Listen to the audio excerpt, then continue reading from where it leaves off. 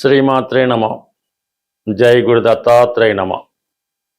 తులారాశి వారికి ఆగస్టు 7వ తారీఖు వరకు కూడా శుక్రుడు లాభస్థానంలో ఉండడం వల్ల ఈ రాశి వారికి అధికారంలో ఉన్నటువంటి స్త్రీల వల్ల లేదా రాజకీయ నాయకుల వల్ల ఒక ఆకస్మిక ధనలాభం లాంటిది రావడం జరుగుతుంది. అంటే ధనలాభమే కాకుండా ఒక గౌరవమైనటువంటి హోదా కానీ, ఒక లైసెన్స్ లాంటిది కానీ, ఒక భూమి కానీ, ఒక స్థిరాస్తి కానీ ఏదో ఒకటి లంసంగా మీకు వచ్చే అవకాశం ఉంది. ఎందుకంటే ఈ తులారాశి వారికి శుక్రుడు అష్టమాధిపతి లాభస్థానంలో ఉన్నప్పుడు ఆకస్మిక ధనలాభం కలుగుతుంది. ఇది మీరు సినిమా రంగంలో ఉన్నారనుకోండి, మీకు మంచి నిర్మాత ద్వారా మంచి క్యారెక్టర్ రావడం, మంచి పారితోషికం రావడం జరుగుతుంది. మీరు స్త్రీ అయి ఉంటే ఒక గవర్నమెంట్ సర్వీస్లో, గవర్నమెంట్లో ప్రమోషనో, లేదంటే సినిమా ఛాన్సో, టీవీ ఛాన్సో, గుర్తింపో రావడం జరుగుతుంది. లేదు మీకు మీ తాతగారు, మీ తల్లిదండ్రుల బంధువులు మీకు స్థిరాస్తి వాళ్ళు తదనంతరం రాయడం, వారికి ఏదన్నా జరగడం వల్ల వారు మీకు ఏదైనా వీలునామా ద్వారానో, ఇన్సూరెన్స్ ద్వారానో లంసంగా డబ్బు మీ పేరును రాసి ఉంటే అలా రావడం కానీ, మొత్తం మీద ఆకస్మిక ధనలాభం, ప్రైజ్ మనీ, ఇన్సూరెన్స్ వాటి ద్వారా ధనం వచ్చే అవకాశం ఉన్నది. లేదంటే మీకు ఒక గౌరవ హోదా కానీ, ఒక డాక్టరేట్ డిగ్రీ కానీ, ఒక దేవస్థానంలో ఎండోమెంట్స్ డిపార్ట్మెంట్లోనో దేవస్థానంలోనో ఒక గౌరవప్రదమైన పదవి కానీ వచ్చే అవకాశం ఉన్నది. ఇక దీన్ని సపోర్ట్ చేస్తూ దశమ స్థానంలో గురువు ఉచ్చులో ఉన్నాడు. అంటే ఇక్కడ తృతీయ షష్టాధిపతిగా దశమంలో ఉన్నటువంటి గురువు మీకు ఇటువంటి హోదా కల్పించే అవకాశం ఉంది. మీరు ఒక ప్రభుత్వ ఉద్యోగం అయినా, ప్రైవేట్ సంస్థ అయినా, ఇటువంటి విద్యా సంస్థల్లోనో, ఆధ్యాత్మిక సంస్థల్లోనో, సేవా కేంద్రాల్లోనో మీకు ఉద్యోగపరంగా వచ్చే అవకాశం ఉంది. లేదంటే అటువంటి వారితో కలుసుకొని మీరు ఏదైనా వారికి ప్రోత్సహించడం కానీ, మొత్తం మీద ఏంటంటే ఇలాగ ధర్మాన్ని కాపాడడం, ధర్మాన్ని రక్షించడం, గౌరవప్రదమైనటువంటి వ్యక్తులకి సత్కరించడం, ఇటువంటి కార్యక్రమాల్లో బిజీగా ఉంటారు. మీరు కూడా ఇటువంటి గౌరవాన్ని, సత్కారాన్ని అందుకునే అవకాశం ఉన్నది. అలాగే రవి కూడా దశమ స్థానంలో ఉండి దిగ్బలుడై ఉండడం వల్ల ఒక రాజకీయ పదవి కానీ, ఒక ఏదో ప్రెసిడెంటో, లేదంటే సొసైటీకో, లేదంటే మీ యొక్క అపార్ట్మెంట్కో, మీ యొక్క గ్రామానికో ఏదైనా ఒక పదవి లాంటిది మీకు వచ్చే అవకాశం ఉన్నది. ఇది ప్రధానంగా నిరుద్యోగులు ఎవరైతే ఉన్నారో వారు ప్రభుత్వ ఉద్యోగం కానీ, ప్రైవేట్ ఉద్యోగం కానీ ప్రయత్నం చేస్తుంటే ఈ సమయంలో మీకు ఒక గౌరవమైనటువంటి ఉద్యోగ హోదా కలిగే అవకాశం ఉన్నది. మొత్తం మీద ఏంటంటే 9వ స్థానంలో భాగ్యాధిపతి బుధుడు భాగ్యస్థానంలో వక్రగమనం ఉండడం వల్ల విద్యార్థులు పీజీ కోర్సు లాంటిది చేయడానికి అవకాశం రావడం జరుగుతుంది. వారికి మంచి గురువు లభించడం వల్ల వారి విద్యలో ప్రాధాన్యత పెంచుకుంటారు. వ్యాపార వర్గంలో ఉన్న వాళ్ళకి విదేశంలో కానీ, లేదంటే దూర ప్రాంతంలో కానీ కొన్ని కొత్త అవకాశాలు రావడం జరుగుతుంది. టెక్నికల్గా ఉన్నవాళ్ళు మీలో ఉన్నటువంటి సామర్థ్యానికి తగిన గుర్తింపు పొందడం జరుగుతూ ఉంటుంది. బట్ ఏదైనా 9 బుధుడు, 10 గురువు, 11 శుక్రుడు బ్రహ్మాండమైన కాంబినేషన్ మాట. ఇది ఒక విధమైన బ్రహ్మాండమైన యోగం జాతకుడికి ఏర్పడింది. అటు నియమంక్షేమం, స్త్రీల సహకారం, స్త్రీల ద్వారా లాభం. మరి మీరు ఎవరినైతే కలుసుకొని మీ యొక్క కష్ట సుఖాలు, సంతోషాన్ని పంచుకుందాం అనుకుంటారో అటువంటి వారిని కలుసుకోవడం జరుగుతుంది. ఒక ఆధ్యాత్మిక వేత్త, లేదంటే ఒక ఆధ్యాత్మిక గురువు మీకు మంచి సహకారిగా వాళ్ళ దీవెనలు అందించడం జరుగుతుంది. ఇవన్నీ బాగున్నాయి. బట్ అష్టమంలో కుజుడు, ఇది సడన్గా కొన్ని ఇబ్బందులు కలగజేస్తూ ఉంటుంది. అటు ధన సప్తమాధిపతిగా అష్టమ కుజుడు కొంతవరకు వివాహ బంధాన్ని విచ్ఛిన్నం చేయడం కానీ, సడన్గా భార్యాభర్తల్లో ఒకరికి ఏదైనా ప్రాబ్లం రావడం కానీ, ఇటువంటి చికాకులు కొన్ని అనుకోకుండా వచ్చే అవకాశం ఉంది. అయితే సడన్గా మీ దగ్గర ఉన్నటువంటి స్థిరాస్తి, భూములు, వాటి వాల్యూ పెరగడం వల్ల, వాటి యొక్క విలువ పెరగడం వల్ల మీ యొక్క వ్యక్తిగత స్థాయి కూడా పెరిగే అవకాశం అయితే కనబడుతుంది. బట్ ఏదైనా అష్టమంలో ఉన్నటువంటి కుజుడు కూడా లాభాన్ని వీక్షిస్తాడు కాబట్టి భూములు, స్థిరాస్తుల మీద సడన్గా ఆదాయం కలుగుతుంది.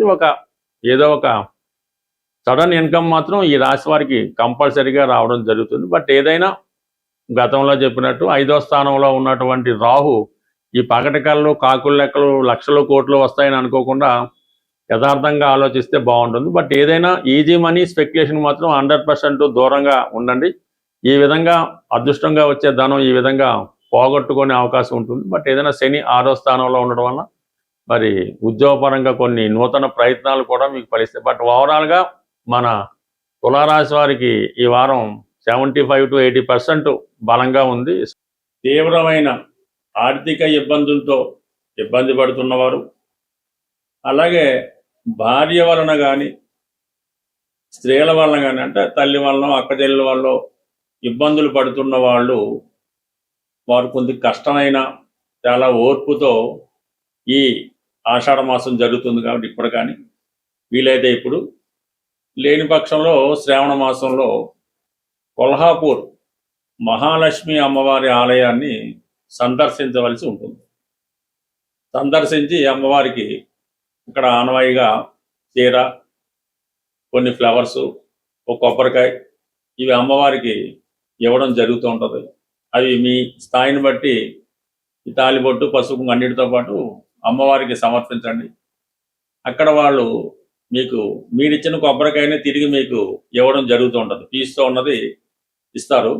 అది చాలా జాగ్రత్తగా మీరు ఇంటికి తెచ్చుకొని మీ పూజా మందిరంలో మహాలక్ష్మి అమ్మవారు, అంటే ఏదో అమ్మవారి ఫోటో ఉంటుంది కదా, ఆ ఫోటో దగ్గర ఈ కొబ్బరికాయ, పీస్తో ఉన్న కొబ్బరికాయ జాగ్రత్తగా పెట్టుకొని దాని పక్కనే ఒక జాడీ లాంటి ఉండి లాంటిది పెట్టుకోనమాట. జాడీ అంటే మంచిది, అది ఎంత పెద్దైనా చిన్నదైనా పర్లేదు. అందులో ప్రతి శుక్రవారం ఎంతో కొంత ధనాన్ని వేయటం, ఆ కొబ్బరికాయ ఆ జాడీ పైన పెట్టడం వల్ల మీరు వారం వారం రోజు ఏదో విధంగా ఎంతో కొంత మీకు తోచింది బ్రేక్ లేకుండా వేస్తూ ఉంటే మీకు ఉన్నటువంటి అన్ని ఆర్థిక సమస్యలు 100% పరిష్కారం అవడం జరుగుతుంది. భార్యాభర్తల మధ్య, స్త్రీల మధ్య విభేదాలు కూడా చాలా వరకు పరిష్కారం అవుతాయి.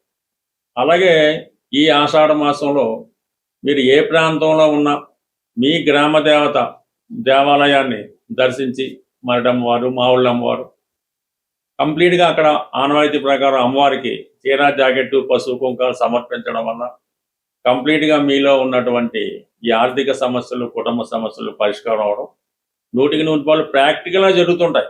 మీరు చేసి చూడండి, 100%గా 1000% ఇది జరిగి తీరుతుంది. ఇందులో విశ్వాసం ఇంపార్టెంట్. అలాగే మీరు ఈ పుణ్యక్షేత్రాలు దర్శించినప్పుడు, అలాగే గ్రామ దేవతను దర్శించి ఆ రోజు మీరు కొద్దిగా మీ యొక్క వ్యసనాలకి, బలహీనతలకి 100% దూరంగా ఉండాలి.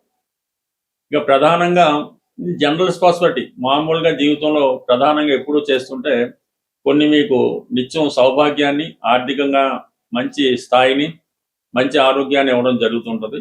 మీరు ఈ టీత్ అంటే పళ్ళు తోముకునే ముందు ఈ పటిక పొడితో పళ్ళు తోముకోవడం వల్ల జనరల్ స్పాసిబిలిటీ ఏర్పడే అవకాశం ఉంది.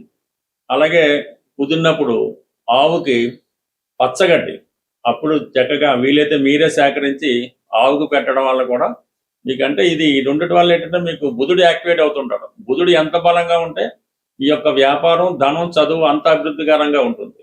మరి కొన్ని సందర్భాల్లో అవకాశాన్ని బట్టి ఏదైనా ఒక టెంపుల్లో ఈ శనగలు అంటే కాబూలి శనగలు, పంచదార, గోధుమ పిండి ఈ 3 ఐటమ్స్ ఆ టెంపుల్లో డొనేట్ చేయడం వల్ల మీకు ప్రాస్పరిటీ బాగుంటుంది. అలాగే ఏదైనా అమ్మవారి ఆలయంలో బాగా సుగంధాన్ని ఇచ్చే అగరబత్తీలు అమ్మవారి ఆలయంలో ఇవ్వటం వల్ల ప్రతిరోజు అవి వెలిగించడం వల్ల సుగంధభరితంగా ఉండాలి. మంచి కాస్ట్లీవి అమ్మవారి దేవాలయంలో ఉన్నాయి. కానీ మీరు పూజా మందిరం మెయింటైన్ చేస్తుంటే సాయంకాలం సూర్యాస్తం అయిన తర్వాత అటువంటి అగరబత్తిని మీ యొక్క గృహంలో అమ్మవారి ముందు వెలిగించడం వల్ల అది గృహం అంతా వ్యాపించడం వల్ల ఇంట్లో పాజిటివ్ ఎనర్జీ రావడం జరుగుతుంటుంది. ఇది బెస్ట్ రెమెడీ. అసలు దీనికి తిరిగే ఉండదు అన్నమాట. మీరు ఎంత కుదిరితే అంత ఈ బొంబాయి రవ్వ అనే గోధుమను ఒక పావు కేజీ, ఓ పావు కేజీ పంచదార, ఒక పావు కేజీ నెయ్యిలతో 100 గ్రాముల నెయ్యి ఇవన్నీ శుభ్రంగా కలిపి చీమలకి ఆహారంగా వేయాలి. ఎక్కడ ఈ ఫారెస్ట్లోనూ లేదంటే ఈ తోటల్లోనూ అక్కడక్కడ ఉంటుంటే మీరు చీమలు చూడక్కర్లేదు, అక్కడైతే అవే తీసుకుంటాయి.